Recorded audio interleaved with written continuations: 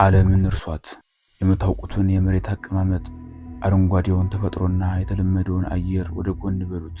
አሁን የምትመለከቱት ስፍራ በምድራችን ላይ የሚገኝ ቢሆንም ከሰው ልጅ ዕውቀትና ልምድ ውጭ የሆነ ይመስላል። እንደ አውሮፓውያን አቆጣጠር በ2019 በዓለም አቀፍ ደረጃ የታወቀው ኔቸር ኢኮሎጂ ኤንድ ኢቮሉሽን የተባለ የሳይንስ መጽሔት አንድ ጥልቅ ጥናት ይፋ አደረገ። በዳሎል ኩሬዎች ውስጥ ምንም አይነት ሕይወት ያላቸው ፍጥረታት፣ ጥቃቅን ባክቴሪያዎች እንኳን ሊኖሩ እንደማይችሉ በሳይንስ መንገድ ተረጋገጠ። ዳሎል ሕይወት አልባ ቀጠና ተብሎ ተመደበ። ነገር ግን ሕይወት በሌለበት ቦታ የዓለማችን ግዙፍ የውሃ ምርምር ተቋማት እንደ ናሳና የአውሮፓ የውሃ ድርጅት ኢኤስኤ ለዓመታት ምርመራቸውን ቀጥለዋል። እነዚህ ተቋማት እዚህ የሚገኙት ሕይወት ፍለጋ ሳይሆን ከመሬት በታች ያለውን ያልተለመደ የኃይል ፍሰት ለማጥናት።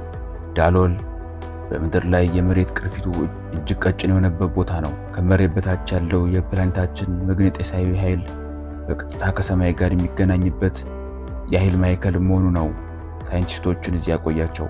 እዚህ ቦታ ላይ ካምፓስ አቅጣጫውን ይስታል። የራዲዮ ሞገዶች በሚስጥራዊ ሁኔታ ይዋጣሉ። ይህ ጂኦሎጂያዊ ክስተት ብቻ አይደለም። ከመሬት በታች ያለው የብረትና የማዕድን ክምችት ከምድር እምብርት ከሚወጣው ሙቀት ጋር ተዳምሮ ዳሎልን እንደ አንድ ግዙፍ ባትሪ አድርጓታል። ተመራማሪዎች እያጠኑ ያሉት ይህንን የምድር አእምሮ ነው። በበረሃው ስር ያሉት የጨው ክሪስታሎች የጥንቱን ዓለም ታሪክ በንዝረት መልክ ይዘውታል። የምናየው ቢጫ መሬት ለዓይናችን የተሰራ መጋረጃ ሲሆን ከስር ግን የፊዚክስ ሕግጋትን የሚጻረሩ የኃይል መስመሮች ይገኛሉ። በሚቀጥሉት ደቂቃዎች ተራውን የሳይንስ ወሬ ትተን ወደ እውነተኛው ምርመራ እንገባለን። በምስራቅ ኢትዮጵያ በቅርቡ የተገኘው የግዙፋኑ ከተማ ከዚህ ከዳሎል የኃይል ማዕከል ጋር ያለው ትስስር ምንድን ነው? አፍሪካ ለሁለት ስትሰነጠቅ ከመሬት በታች የሚሰሙት እንግዳ ድምጾች ምን እውነት ይዘው ይሆን? የቪዲዮ የተሰራው ለእናንተ እውነቱን ፈልጋችሁ ወደ ጥልቁ ለመውረድ ለምትደፍሩ ነው። አእምሯችሁን ከፍታችሁ ከያዛችሁ በቪዲዮ መጨረሻ ላይ ዳግመኛ ዓለምን እንደ ድሮ አታዩዋትም። ምርመራችንን ከዳሎል የሚፈላ አሲድ አውጥተን 400 ኪሎ ሜትር ያህል ወደ ምስራቅ እናምራ። እዚህ በቆላማው የኢትዮጵያ ክፍል በታሪክ መጽሐፍት ያልተመዘገበ ነገር ግን በመሬት ስር ለሺህ ዓመታት ተቀብሮ የኖረ አንድ ምስጢራዊ ስፍራ ይገኛል። ሀርላ። ለአካባቢው ነዋሪዎች ይህ ስፍራ ተራ ፍርስራሽ አይደለም። ትውልድ ሲያወርደው የመጣው ጥንታዊ መረጃ እንደሚጠቁመው ይህ ከተማ የሰው ልጅ ከተማ ሳይሆን የግዙፋን መኖሪያ ነበረ።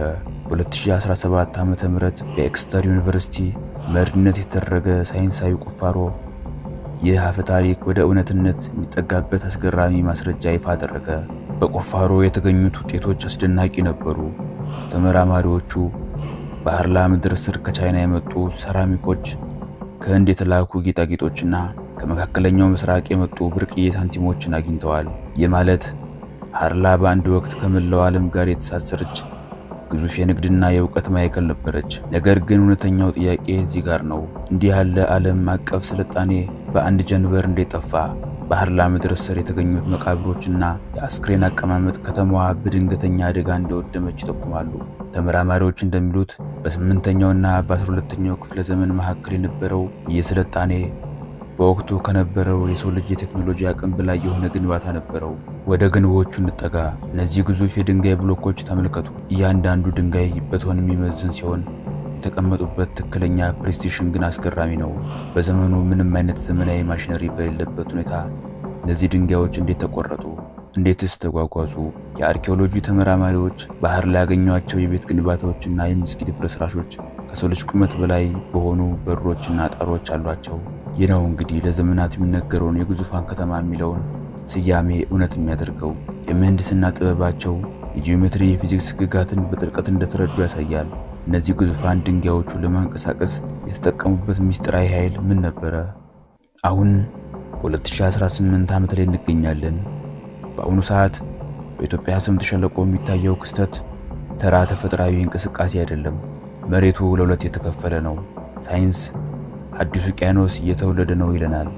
ነገር ግን የምርመራ መረጃዎቻችን እንደሚያሳዩት ይህ የመሬት መሰንጠቅ መከፈት ሳይሆን መገለጥ ነው።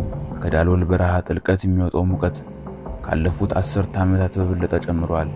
መሬቱ በሚሰነጠቅበት ወቅት የሚወጣው የጋዝ ሽታና የቀለማቱ መቀየር ከዚህ ቀደም ተቀብሮ የነበረው ጥንታዊ የኬሚካልና የኃይል ውህደት ወደ ላይ የወጣ መሆኑን ያረጋግጣል። የሰው ልጅ ለሺህ ዓመታት ሲረግጠው የኖረው መሬት አሁን በገዛ ፈቃዱ ውስጡ ያለውን ምስጢር የተፋ ነው። በአሁኑ ሰዓት ዳሎልን የሚቆጣጠሩ የሳተላይት መሳሪያዎች ያልተለመደ ቴክኒክ ችግር ያጋጠማቸው ነው። ከፍተኛ ሙቀት ባላቸው ስፍራዎች ላይ መታየት የማይገባቸው የተቀናጁ የጂኦሜትሪ ቅርጾች በሙቀት ካሜራዎች ላይ እየታዩ ነው። እነዚህ ቅርጾች ምን ሊሆኑ ይችላሉ? አሁን ነጥቦቹን እናገናኝ። በዳሎል ስር ያለው መግነጢሳዊ ኃይልና ባህር ላይ የሚታየው ድንቅ የምህንድስና ጥበብ በአጋጣሚ የተፈጠሩ አይደሉም። የጥንት ስልጣኔዎች ለግንባታቸው የሚያስፈልገውን ኃይል ከምድር እምብርት ለማግኘት የዳሎልን መሰል ስፍራዎች እንደ የኃይል ማመንጫ የተጠቀሙ እንደነበረ ምርመራዎች ደርሰውበታል። ሃርላ የንግድ ከተማ ብቻ አልነበረችም፣ የዳሎልን ኃይል የምትጠብቅ ጠባቂ ከተማ ነበረች።